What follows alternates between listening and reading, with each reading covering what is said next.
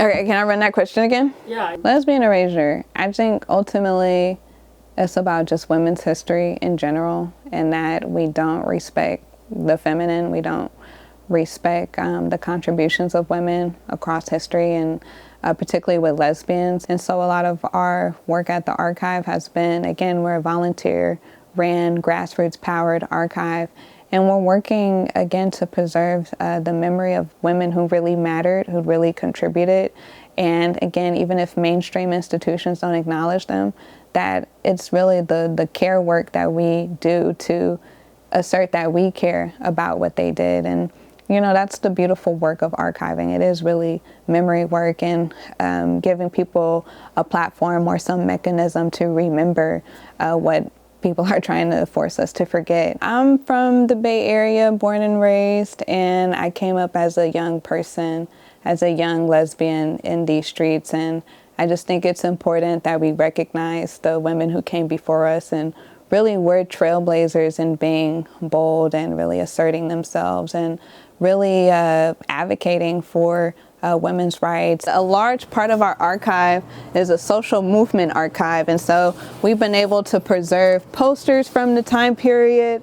And, you know, again, we bring this stuff out just to remind people of, again, the material culture of the moment.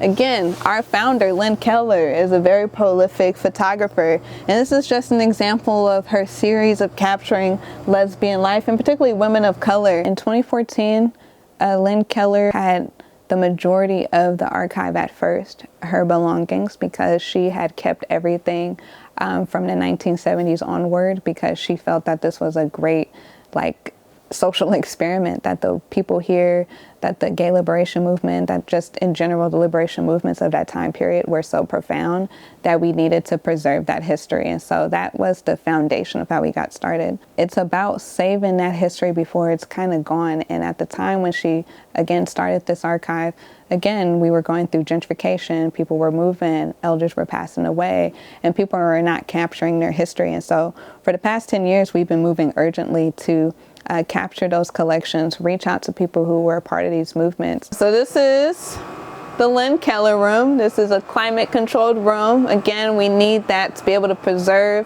these materials, right? Paper, cassette tapes. Again, very precious material that we do not want to be erased or lost in history. So it's really important that we keep everything organized in a temperature controlled manner. And again, if you want to get involved in archive, again, a large part of our work is cataloging and inventorying what we have.